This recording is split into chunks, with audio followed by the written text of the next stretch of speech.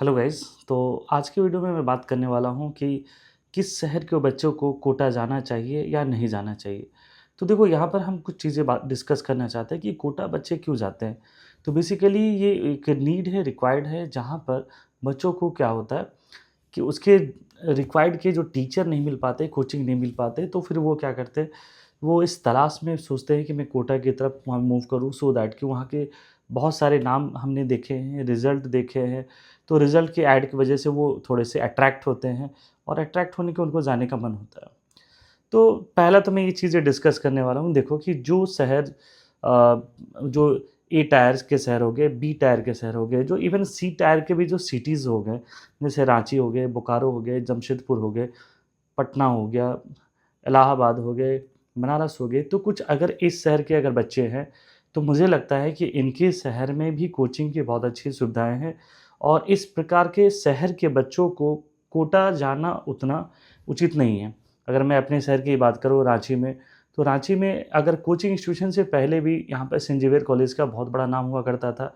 Saint Xavier college से 70-75 IITs में result होते थे, जब आईआईटीज़ में 2000 सीट हुआ करते थे। इवन टॉप 100 में भी बहुत सारे रैंक्स होते थे और वही ट्रेंड चलता आया हुआ है। और आज भी रांची की अगर हम बात करें, तो बहुत सारे ऐसे कोचिंग इंस्टीट्यूशन हैं, जहाँ पे पढ़ाई ठीक होती है। इवन एक-एक सब्जेक्ट में मैं टोटल 10 टीचर के भी कम से कम नाम ले सकता हूँ कि दे आर वेरी गुड, और कोटा के किसी भी टीचर से अगर कंपेयर की जाए, तो उनमें कोई कमी नहीं है। तो मुझे लगता है कि रांची शहर के बच्चों को कोटा जाना कोई एक सॉल्यूशन नहीं दिखता है। तो रांची शहर के बच्चे के लिए अगर हम कह सकें, तो यहाँ के कोचिंग जो इंस्टीट्यूशन है वो इनफ है और यहाँ के बच्चे को एकोमोडेट किया जा सकता है। हाँ, लेकिन अगर मान लो कि कोई ऐसे बच्चे हैं जो कि बहुत इंटीरियर इलाका में रह रहे हैं, जहाँ पे उनकी कोचिंग की सुविधाएँ नहीं हैं। जैसे फॉर एग्ज़ाम्पल अगर हम बात करते हैं, सिमडेगा हो गए, गुमला हो गए, या बहुत ऐसी जगह हैं जहाँ पे गिरिडीह हो गए, या छोटे शहर इस तरीके से जहाँ पर कोचिंग की सुविधाएँ नहीं हैं। तो उनको क्या लगता है कि हमें रांची जाना ही पड़ेगा, कोचिंग इंस्टीट्यूशन वहाँ भी जॉइन करना ही होगा, हॉस्टल की सुविधाएँ हमें लेनी ही होगी, तो बेटर क्यों ना है कि हम कोटा चले जाएँ। तो ऐसे बच्चों के लिए भी है कि आप अपने एक बार पॉकेट देख लें और उसी के अनुसार आपको रांची में भी सुविधा अच्छी मिल सकती है, पटना में सुविधा अच्छा मिल सकता है। तो कुछ इस तरह के इंस्टीट्यूशन हैं। कोटा में दिक्कत एक यही आ रही है कि बच्चे जो वहाँ पर हमें जो इन्फॉर्मेशन दे रहे हैं कि बैचेस बहुत बड़ी-बड़ी हो रही है, 200 250 बच्चे, छोटे शहर के बच्चे जो होते हैं थोड़े से क्या होते हैं, कह सकते हैं कि शर्मीले किस्म के होते हैं। तो उतनी बड़ी भीड़ क्राउड को वो कभी वो देखे ही नहीं हैं। तो उनको क्या होता है, उस क्राउड में डाइजेस्ट होना उनके लिए एक बहुत बड़ी इश्यू हो जाती है। तो उस भीड़ में बहुत सारे अच्छे बच्चे भी जो क्या होते हैं वो पीछे पिछड़ जाते हैं। मैं बेगूसराय का रहने वाला हूँ और मैंने देखा कि वहाँ से ट्रेन भर-भर के बच्चे जो हैं कोटा जाते हैं। और क्यों? क्योंकि वो वहाँ पर पेपर में आपने देखा होगा कि बहुत सारे ऐड वगैरह, रिज़ल्ट वगैरह के देखे थे। ठीक है, 1-2 रिज़ल्ट वहाँ पे टॉप में आ जाते हैं, लेकिन आप एक बार पूरी वो इन्फॉर्मेशन लेना हो चाहिए कि आपके घर के बगल का जो बच्चा जो कोटा गया है, उसका रिज़ल्ट क्या हुआ? आप दुनिया के रिज़ल्ट ना देखें, आप ये देखें कि आपके पड़ोस के अगर बच्चा अगर वहाँ गया है, तो उसके रिज़ल्ट में किस प्रकार के चेंजेज़ हुए हैं। या आप एक बार इस तरीके से देख लें कि क्या ये सुविधाएँ हमारे शहर में हो सकती थी या नहीं हो सकती थी। तो ये सब चीज़ें हैं जो ट्रेन भर-भर के बच्चे जा रहे हैं वहाँ पर और बहुत अच्छा रिज़ल्ट नहीं हो रहा है। तो देखो, कोटा भेजने का देखो बहुत सारी चीज़ें रीज़न हो सकता है। एक तो इश्यू हो सकता है पेरेंट का, हो सकता है कि पेरेंट्स चाह रहे हैं कि नहीं, वो एक अच्छे इंस्टीट्यूशन में जाएँ, शायद हमारे पास नहीं है ऐसी चीज़ें। तो ठीक है, मैं देखो एक चीज़ बात करता हूँ कि अगर आपकी है कि नहीं 5000 रैंक आएगी, या हो सकता है कि ठीक है 5000 नहीं आए तो 5500 भी अगर रैंक आ जाए तो ये बुरा नहीं है। लेकिन अगर बच्चा आपके पास रहेगा तो आप क्या करेंगे, उसको अच्छे से उसको ट्रीटमेंट करेंगे, उसके खाना पे ध्यान देंगे, उसके हेल्थ पे ध्यान देंगे। इवन मेंटल जो आप पीस आप दे पाएँगे, वो कोई भी हॉस्टल लाइफ़ वो नहीं दे सकता है। जो कि अभी बहुत ज़्यादा ऐज होता नहीं है उनका, तो अभी जो टीन ऐज में हैं, बहुत सारे डेविएशन भी आते हैं इस ऐज में। तो एक वो भी एक इश्यू होता है, तो इसलिए मैं चाहता हूँ कि कम से कम +2 तक बच्चा जो है अपने पेरेंट के पास रहे। तो पेरेंट से ये चीज़ें हैं कि पेरेंट उनको फ़ोर्स ना करे कि आप कोटा जाए। दूसरा एक और मैं चीज़ें देख रहा हूँ, शायद मैं गलत भी हो सकता हूँ। बच्चे क्या चाहते हैं, वो फ्रीडम चाहते हैं। तो फ्रीडम की वजह से भी क्या होता है, वो पेरेंट्स से दूर भागना चाहते हैं। क्योंकि अगर यहाँ पेरेंट के पास रहेंगे, तो पेरेंट उन्हें मोबाइल के लिए टोकेंगे, पढ़ने के लिए टोकेंगे, सुबह उठने के लिए टोकेंगे। लेकिन क्या है कि अगर आप कोटा में जाते हैं, तो कोटा में कोई इस तरीके की रोक-टोक वाली सारी सिस्टम नहीं है आपको। तो बेसिकली आप ये एक फ्रीडम की वजह से भी कुछ बच्चे जो हैं वो वहाँ जाना चाहते हैं, और मैंने देखा भी है। लास्ट ईयर भी मेरे परिचित के एक कोटा जाना चाह रहे थे, मैंने उनको रोका कि भाई आप रांची शहर भी ठीक ठाक है। तो उनके नीट में लास्ट ईयर 450 मार्क्स थे, 450 मार्क्स थे। तो मैंने बोला कि नहीं, रांची में आप एक बार रिपीट कर लें तो शायद आपके अच्छे नंबर्स हो जाएंगे। लेकिन बच्चे अपने पूरे ग्रुप के साथ वो गए, और इस बार भी उसका 4 मार्क्स जो है वो 470 है। तो ये 20 मार्क्स के इम्प्रूवमेंट के लिए इतने खर्च, इतने टाइम, ये 20 मार्क्स तो मुझे लगता है कि यहाँ पर भी अगर आप किसी ऑनलाइन सर्विसेज आप ले लेते हैं, ऑनलाइन कोई सब्सक्रिप्शन ले लेते हैं कोटा की ही कोचिंग से, तो शायद उससे ज़्यादा बेहतर कर पाते। तो मुझे ये चीज़ें लगता है कि नहीं, वो सही नहीं है। हाँ, छोटे शहरों में देखो क्या है, मैं एक चीज़ जो देख रहा हूँ कि अगर लगता है किसी बच्चे को कि मैं रांची भी जाऊँगा, वहाँ भी हॉस्टल लूँगा, वहाँ भी कोचिंग लूँगा, तो इट्स बेटर कि मैं वहाँ पे क्या करूँ कि कोटा चले जाऊँ। तो 1-2 केसेस के लिए चलो ठीक है, जहाँ पे ये सुविधाएँ नहीं है, लेकिन बट रांची जैसे शहर के लिए, जमशेदपुर जैसे शहर के बच्चों के लिए कोटा जाना हमें बहुत अच्छा सूटेबल नहीं दिखता, क्योंकि यहाँ पे बहुत सारे ऐसे-ऐसे टीचर हैं जो इस प्रकार के बच्चों को हैंडल करते हैं, और इवन टॉप 10 रैंक्स भी प्रोड्यूस करते हैं। तो ये चीज़ें मुझे लगता है कि नहीं, कोटा जाना जो है इस शहर के बच्चों के लिए नहीं है। कोटा में देखो दिक्कत क्या आ रही है कि एक तो है कि वहाँ पर हॉस्टल सब इतने हो गए हैं, सारे कमर्शियल हो गए हैं। तो कमर्शियलाइज़ अगर बहुत ज़्यादा चीज़ें हो जाती हैं, अति जो होता है ना किसी भी चीज़ों का लेकर के, तो फिर वहाँ पर क्या होता है, दिक्कतें आनी शुरू हो जाती हैं। वहाँ पे आप जाएँगे, देखेंगे बिहेवियर जो देखेंगे हॉस्टल वालों का, ऑटो वाले का, इवन सबको, तो वो हर एक-एक स्टेप पे जो है ना, वो आपको कोई ना कोई आपको परेशान करने वाले ही दिखेंगे। जो आपको क्या होगा कि उनके बातों से खराब लगेगा, कोई मेस वाला ही डाँट देगा, कि आपको खाने के लिए ही डाँट देगा कि भाई लेट क्यों आए? अरे लेट हो गया, कोचिंग में लेट हो गई।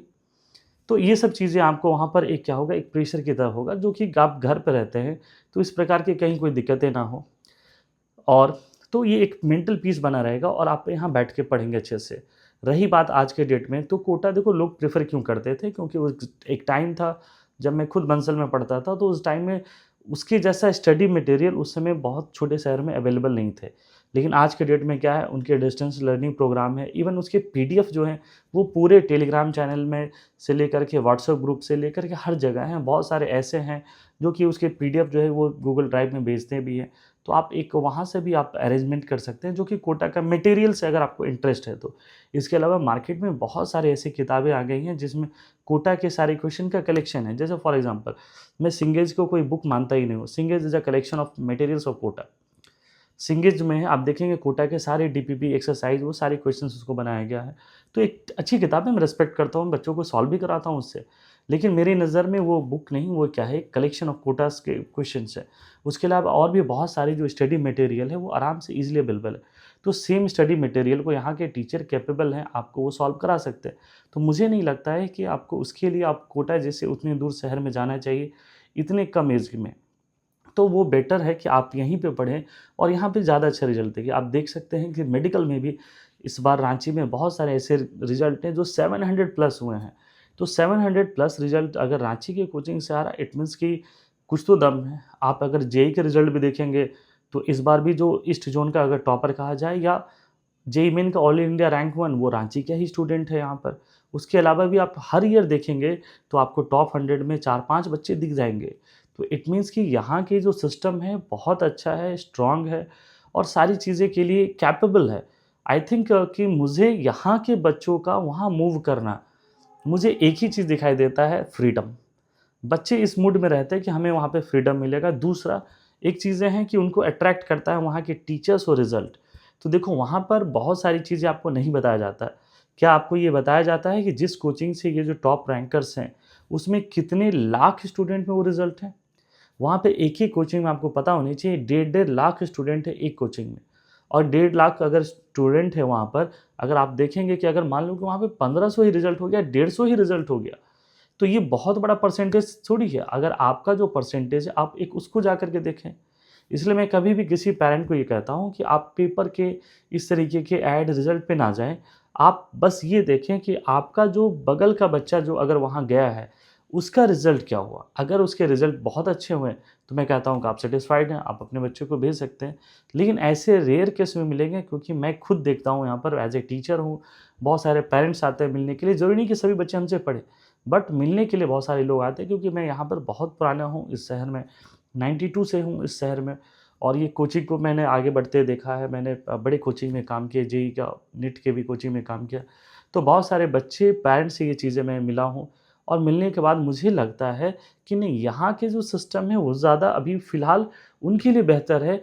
वहाँ जाकर के बहुत एक्स्ट्राऑर्डिनरी चीज़ें वो गेन नहीं कर पाता और चीज़ें देखें तो हमें लगता है कि रिज़ल्ट जो है वो यहाँ पर भी आराम से हो सकता है। तो मुझे लगता है पेरेंट आपसे ये रिक्वेस्ट है कि आप इन सब चीज़ों को अच्छे से एनालिसिस कर लें और फिर एक डिसीज़न लें कि मुझे बच्चा को भेजना होगा कि नहीं। नहीं तो आप भी हमेशा मेंटल एक प्रेशर में रहेंगे कि बच्चे की तबीयत ख़राब है, बीमार है, पढ़ रहा है कि नहीं पढ़ रहा, उसके आज अटेंडेंस क्यों कम हो गए। तो बेसिकली इस तरीके के जो मेंटल डिप्रेशन होता है ना, बेसिकली बच्चे में क्या होता है, मैंने एक चीज़ देखा कि बच्चा अगर बहुत अच्छे से नहीं पढ़ रहा और या वो वहाँ है उस भीड़ में वो डाउट नहीं पूछ पा रहा है, वो नज़रें नहीं मिला पा रहा, तो वो क्या होता है, एक बार जैसे पीछे हो गया ना, तो वो एकेडमिक वो पूरे के धीरे-धीरे पीछे हो जाता है। मैंने ये देखा है कि अगर शुरुआत में बच्चे अगर 1 महीना भी अगर इस कॉम्पिटिशन से कोई बच्चा अगर बाहर है, तो वो क्या होता है, ओवरऑल लगभग बाहर ही हो जाता है। तो वहाँ पर अगर आप एज़ अ पेरेंट उसके साथ रहते हैं, तो एक्स नहीं तो वाई नहीं तो ज़ेड नहीं तो आप टीचर के आप वहाँ पे इनके अरेंजमेंट करा सकते हैं, सो दैट कि उसकी भरपाई हो सकती है।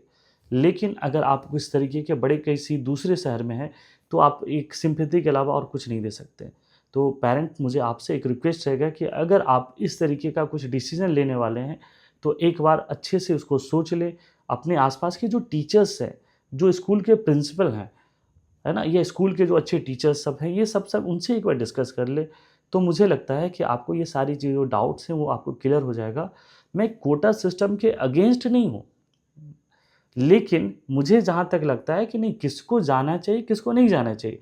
तो यहाँ पर जो एकदम इंटीरियर में जिनके पास कोई सुविधा नहीं है, ठीक है, आप चले जाइए तो बात अलग है।